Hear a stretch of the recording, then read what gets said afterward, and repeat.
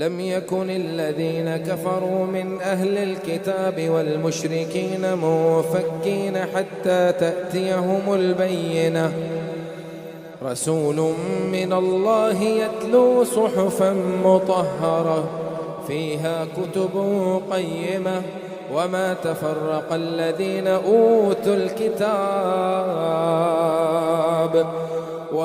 تفرق الذين أوتوا الكتاب إلا من بعد ما جاءتهم البينة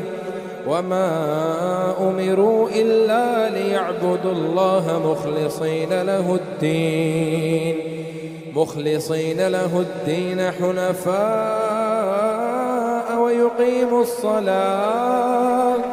ويقيموا الصلاة ويؤتوا الزكاة وذلك دين القيمة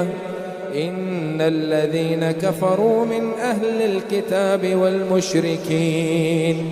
والمشركين في نار جهنم خالدين فيها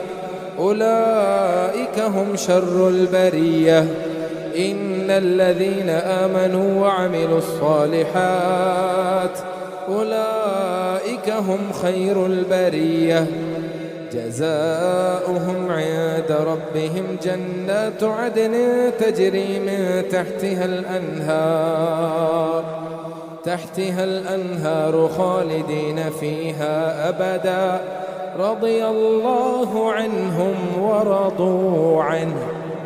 ذلك لمن خشي ربه.